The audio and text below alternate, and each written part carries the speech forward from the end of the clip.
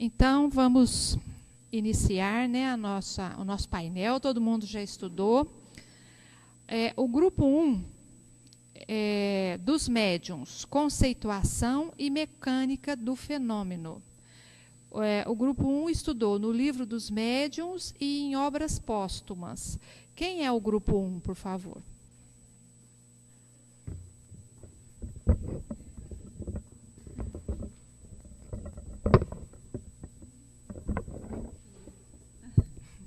Boa noite.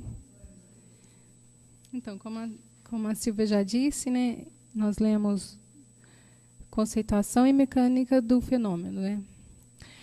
Todo aquele que sente a influência dos espíritos é, de certa forma, um médium, mas se qualifica aquele que a mediunidade é nitidamente caracterizada. Se caracterizam como médios de efeitos físicos, sensitivos ou impressionáveis, audientes, falantes, videntes, sonâmbulos, curadores, pneumatógrafos, é isso, né? Desculpa, escreventes ou psicógrafos. O fluido perispiritual é o agente de todos os fenômenos espíritas. Esses fenômenos só acontecem com a ação recíproca dos fluidos emitidos pelo médium e pelo espírito. É necessário sempre um grau de afinidade entre os fluidos dos médiuns e do espírito. Cada médium tem uma aptidão diferente, de maneira involuntária, diferenciando cada médium. A vontade do médium nem sempre é necessária, podendo o médium ter ou não consciência das suas faculdades. Daí duas categorias de médios, os inconscientes e os facultativos, né, que são os médios conscientes, né? Os facultativos são aqueles que servem aos espíritos de vontade própria, e os inconscientes, ao contrário, se encontram entre aqueles que não têm nenhum conhecimento nem do espiritismo, nem dos espíritos. O pessoal está muito afiado. Essas palavras assim são estranhas para a gente, para o cotidiano. Quem não tem intimidade com esses termos da doutrina dos espíritos, né, de mediunidade, psicógrafos, pneumatógrafos, né? Mas com isso com o tempo a gente vai adquirindo intimidade com todos esses termos. O grupo 2, gente, eu acho que eu já fui lá algumas vezes, eles estão lá. Chegou, desculpa. Eles pegaram um título muito grande, complexo, então eles se atrasaram um pouco, mas chegaram em tempo. O grupo 2, ele vai falar médiuns de efeitos físicos. No livro dos médiuns, o item 160 a 163.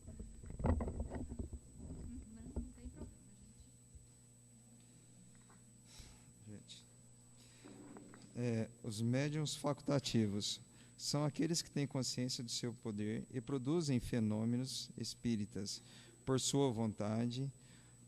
Os mais simples são os de levantamento de objetos e pancadas.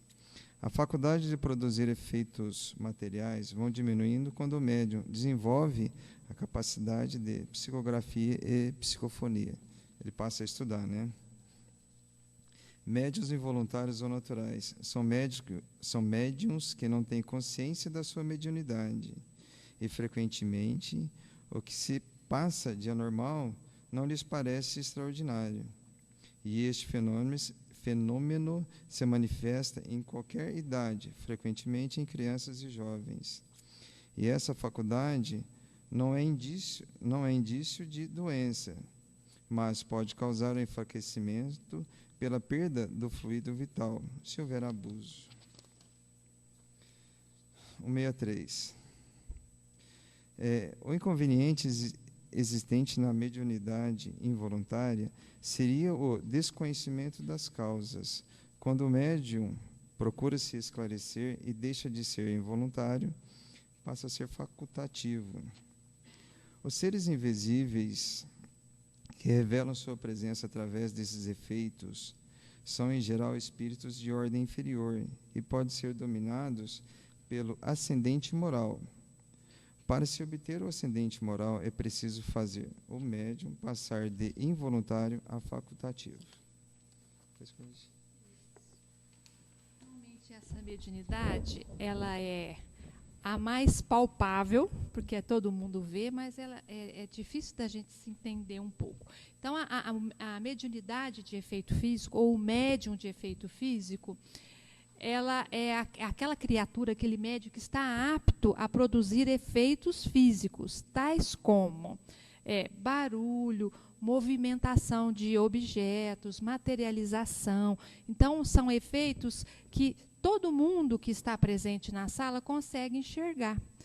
Então, são aqueles médiums que produzem efeitos sob o comando de espíritos, mas são efeitos materiais, físicos. Então, a gente vai lembrar das mesas girantes. As mesas girantes eram efeitos físicos, né? Os espíritos se utilizavam dos fluidos dos médiums de efeitos físicos, que são essas criaturas que são dotadas dessa característica de produzir esse fenômeno. Eles têm neles fluidos que são possíveis de se combinarem com os do médium, com os do espírito que quer fazer aquele barulho, quer fazer aquela movimentação, e assim, combinando o fluido do médium de efeito físico com do espírito que quer produzir aquele movimento, aquele efeito físico, ocorre assim a mediunidade de efeito físico. E existem dois tipos, aqueles involuntários, ou seja, inconscientes. A pessoa é médium de efeito físico e nem sequer sabe disso. Então, os espíritos se utilizam daquele fluido que ela tem, que ela exala dela, emana dela, para produzir fenômenos de efeito físico. Isso é muito... De vez em quando, na mídia, a gente vê essas notícias. Esses dias mesmo eu estava vendo, acho que puseram acho que foi no Facebook, puseram no Rio Grande do Sul, uma família estava passando por efeitos físicos, né? Então, acontecia o quê? Pedras voavam do nada por cima do telhado. E todo mundo via. Chamaram a polícia, chamaram a vigilância sanitária, os móveis se mexiam, né? E era uma família de fazendeiros e tinham 2 crianças. Essas crianças, as pessoas não sabiam do que se tratava, ficaram apavoradas, chamaram um padre, o padre, provavelmente aquela região mais católica, chamaram um padre, fez-se o exorcismo, os barulhos não acabaram, né? Mudou aquela comunidade, pegou a família, levou a família para uma igreja, para o salão da igreja, ficou morando lá, demoliu a casa. Então, para onde aquela família ia, o barulho continuava, né? Porque eram as crianças que tinham essa mediunidade de efeito físico e eram involuntárias. Então, por onde elas iriam, esses fenômenos iriam continuar. E aí chamou o presidente da União das Sociedades Espíritas do Rio de Janeiro, daquela região, e eles estavam fazendo um trabalho, justamente como ele falou, conscientizando aquelas criaturas que aquilo era uma mediunidade de efeito físico, evangelizando aquelas criaturas e aquele espírito que estava ali causando a perturbação, não é? Então, isso foi feito. Na notícia que apareceu lá na internet, chegou nesse ponto. Provavelmente eles tenham conseguido ajudar essa família, porque é isso que é a terapêutica, vamos dizer assim, que é o que a gente tem que fazer quando ocorre essa mediunidade de efeito físico no médium que ele é inconsciente ou involuntário. Há que se fazê-lo consciente, perceber que ele tem essa capacidade de emanar esses fluidos e, a partir daí, ele se evangelizar, se moralizar, para que possa ser utilizado essa faculdade, canalizado essa energia que ele tem, para o bem, para o trabalho e não para essa perturbação, não é? Então, é isso que, na verdade, esses itens trouxeram. São complicados, é um item mais complicado da gente entender, mas acho que, em resumo, é isso aí. O grupo 3. O grupo 3 estudou médiuns sensitivos ou impressionáveis. Aí eles estudaram os médiuns audientes, médiuns falantes, do livro dos médiuns.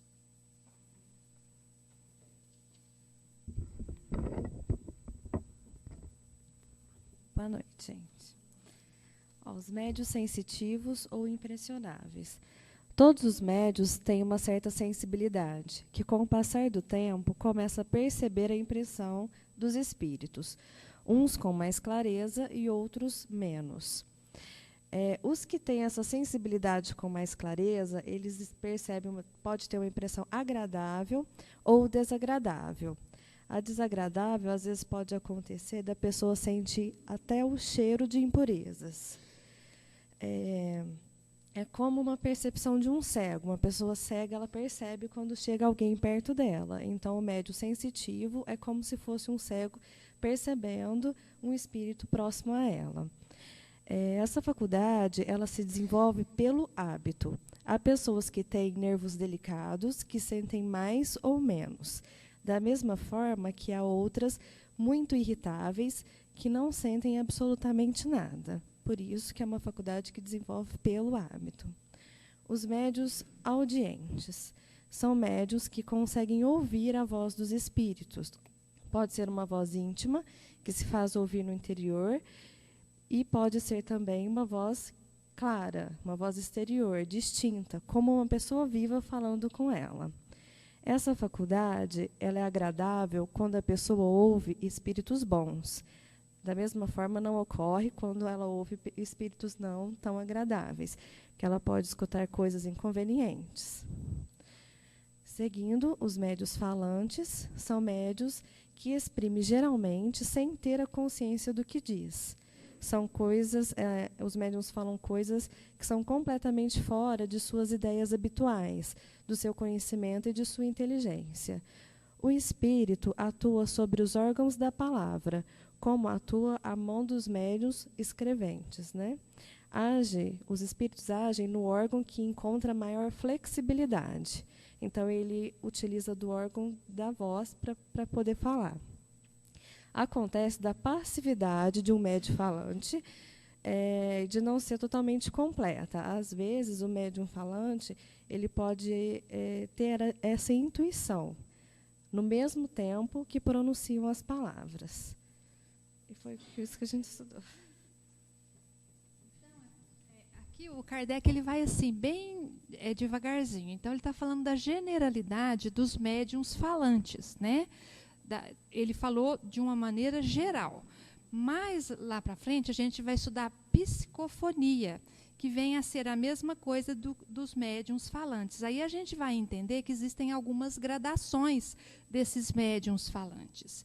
Ele falou que a maioria é de forma inconsciente, né? Ele fala aqui, mas a gente percebe que, quando a gente for estudar mais adiante, a gente vai ver que tem várias categorias desses médiuns. Os conscientes, os intuitivos, os conscientes, os semiconscientes e os sonambúlicos, que é aqueles que são totalmente inconscientes. Mas isso a gente vai estudar lá quando a gente for estudar somente a psicofonia, que é a mesma coisa que esses médiuns falantes, ou seja, o médium que se utiliza da voz, né, para passar a mensagem de um espírito. Né? Então, o médium falante é essa criatura que tem a capacidade de expressar os sentimentos, as ideias de um espírito através da fala. Certo? E o médium audiente é aquela criatura que ouve o espírito. Muitas vezes a voz interna, muitas vezes ele ouve mesmo, né, o que o espírito está falando. Um exemplo muito comum aqui, que a gente vê falar, é o médium João Berbel, né? Ele recebe os seus livros por audiência, né? Ele vai ouvindo e ele grava, depois as pessoas transcrevem o que ele recebeu, né? Agora nós vamos para o grupo 4, médiuns videntes, o livro dos médiuns, o item 167, 161, 168 e 171. Nossa,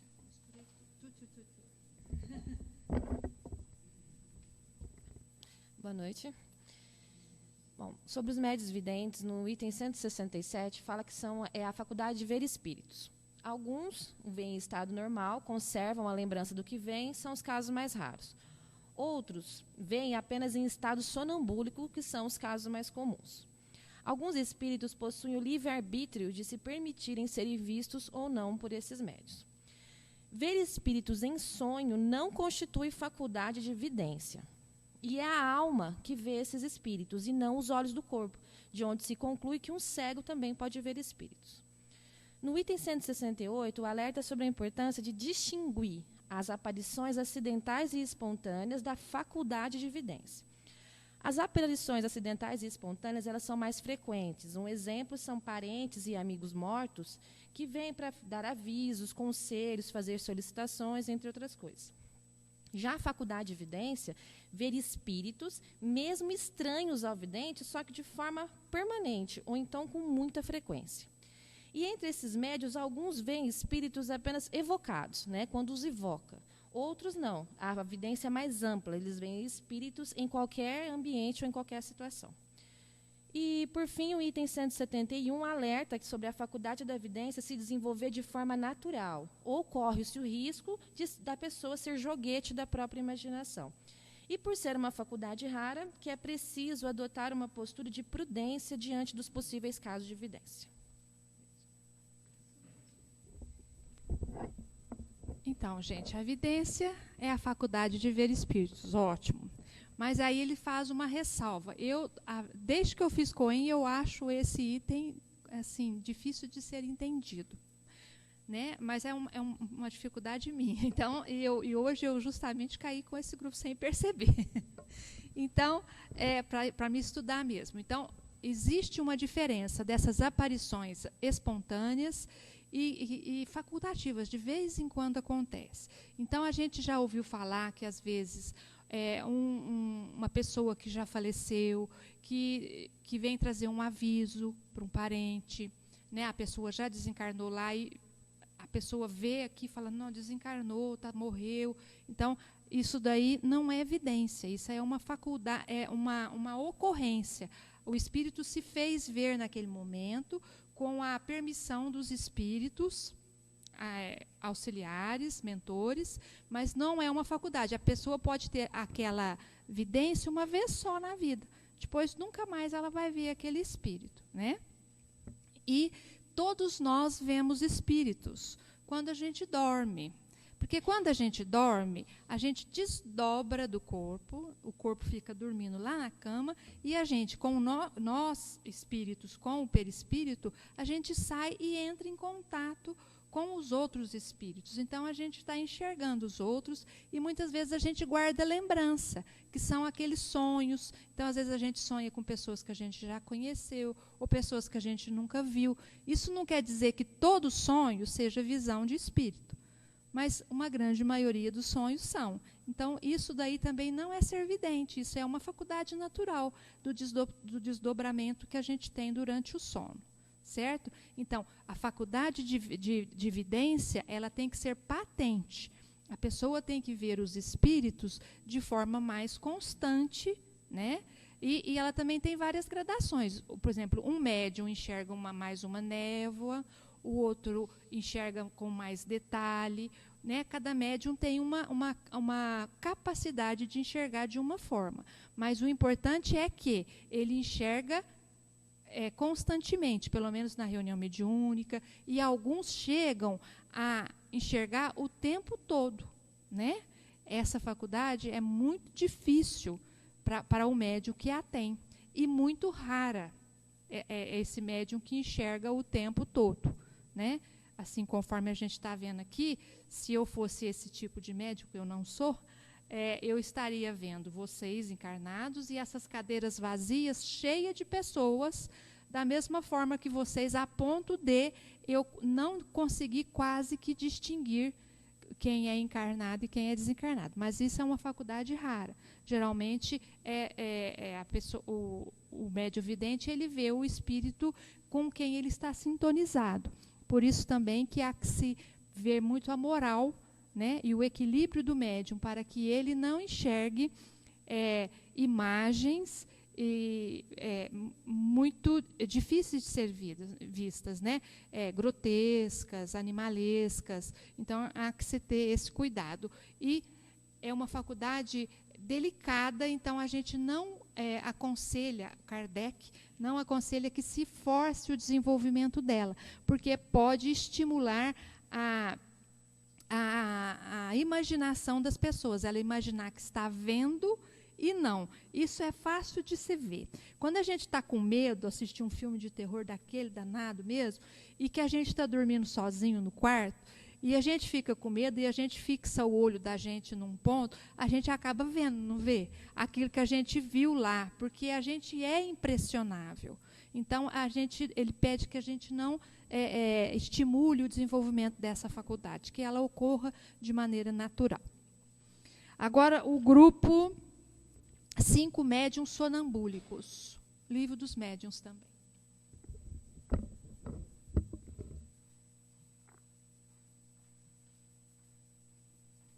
Aqui eu tenho que fazer uma observação. É o grupo 5 médiuns sonambúlicos e o grupo 6. Nós juntamos os grupos. Eles vão estudar também médiuns curadores, médiuns pneumatógrafos. Então, vocês viram que eles fizeram o trabalho para 2 grupos.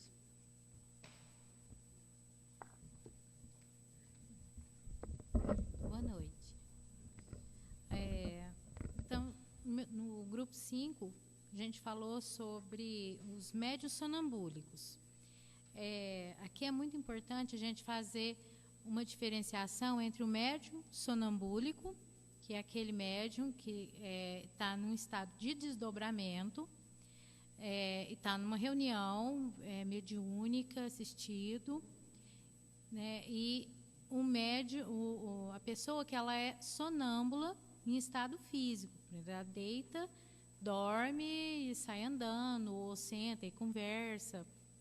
Isso é uma alteração física dela. Às vezes tem alguma criança, principalmente crianças, apresentam isso muito, né? Então, essa é a diferença que a gente tem que colocar. O médium sonambúlico, ele vai, no trabalho, no estado de desdobramento dele, é uma faculdade anímica da alma dele. Ele é que está falando, ele está fazendo o trabalho por ele. A alma dele é que está vendo. Então, ele vê, né? Ele pode ver, sim, ele vê com clareza, ele pode descrever os espíritos, né?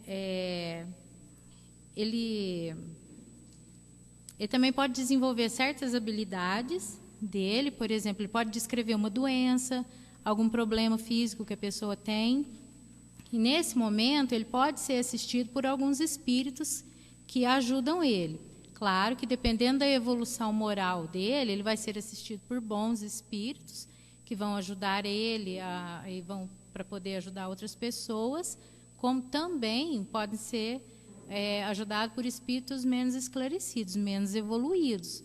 Por isso, é uma faculdade assim, bem delicada, que precisa ser bem instruída e bem trabalhada.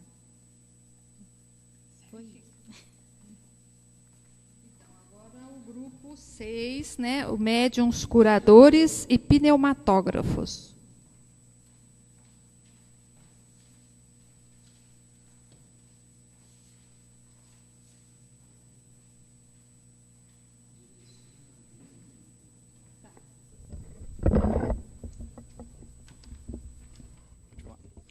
Boa noite a todos. Médiuns curadores. Consiste em pessoas que têm o dom de fazer cura, né?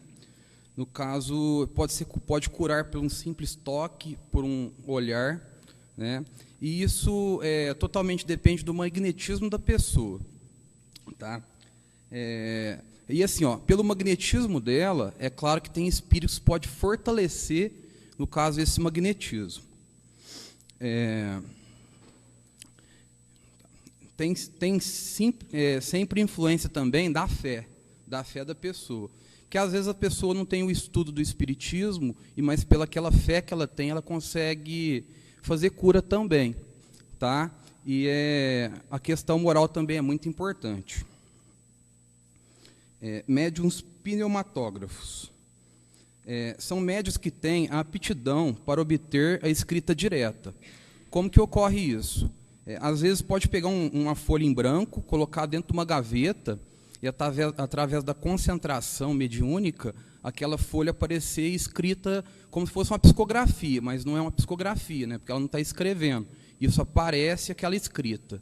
Pode dobrar uma folha, através da concentração, aquela folha depois aparecer escrita, né? Essa prática é uma prática bem rara, tá? Não é possível para médiuns escreventes.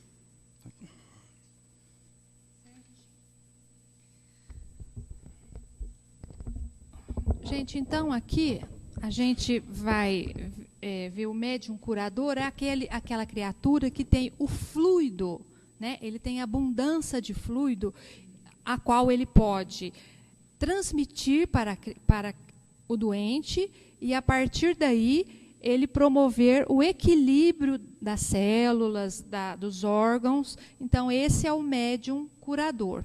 Evidentemente que a gente sabe que ninguém está sozinho.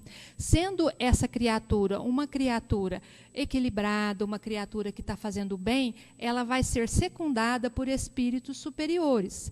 Então, ela está sempre trabalhando, doando o seu fluido curador e ainda sendo acrescido por espíritos que fazem esse trabalho de cura também. Então, há um encontro de fluidos do espírito e do médium curador. E existe também aquele médium que tem ele faz o magnetismo. Mas como a gente nunca trabalha sozinho, muito raramente ele deve estar trabalhando sozinho, né? Mesmo que ele não saiba, ele está sendo ajudado, auxiliado por espíritos superiores. São os magnetizadores, né? Que algumas pessoas fazem esse tipo de trabalho sem ter nenhum tipo de crença, não acha que estão sendo atuadas por espíritos, nada disso. Ela simplesmente impõe as mãos e, a partir daí, existe a cura ou o alívio da dor, né? O pneumatógrafo, ele já explicou, né, gente? Que utilidade tem essa mediunidade? Essa mediunidade da pneumatografia, ou seja, aquela escrita direta que pneuma, ar, né? Grafia, escrita do ar. Então, a experiência básica, você põe numa caixa fechada, lacrada, uma caneta e um papel em branco, aquele papel escreve lá uma frase, alguma coisa nesse sentido. Então, para que serve essa mediunidade? Ela serve mesmo só para poder comprovar o fenômeno, né? E ela é rara, ela é raríssima. A gente não vê isso, né? Muito raramente, mas ela existe. Ela serve para isso. Ela não é a mesma faculdade que a gente vai ver lá, a gente vai estudar depois, psicografia. Aí é diferente. Aí o médium, a criatura que é médium, pega o lápis e, a partir daí, o espírito vai escrever utilizando o médium, ou só a mão, ou a sua intuição, ou mesclada as duas coisas, a sua mão e a sua intuição. Esse aqui, pneumatografia, ele utiliza o fluido do médium para promover aquela escrita direta, certo? Então, é como se fosse um carimbo espiritual, vamos dizer assim, certo? Ela aparece ali, aquela escrita, certo? E com isso nós encerramos a nossa reunião de hoje, dos médiuns, a classificação geral. A semana que vem nós vamos fazer a prática, a quarta aula prática, atitude e formalismo da prece. Então, eu gostaria de avisar a vocês que o nosso horário, então, vai ser por volta de 9 horas, porque aí a gente termina mais cedo, né? Hoje terminamos no horário 9h30, certo? Então, quem precisa lá da sua carona, da sua condução, já sabe, 9 horas a semana que vem. E a gente vai fechar a porta estando fechada, não batam, por favor, que a gente não vai abrir, porque nós estamos já em concentração, certo? Chegando, vamos ficar em silêncio, vamos fazer uma leitura, tem sempre um folhetinho ali, para que a gente já possa ir preparando o ambiente íntimo, para a gente já ir aprendendo a fazer os nossos exercícios práticos, que a gente precisa de concentração, certo? Silêncio interior.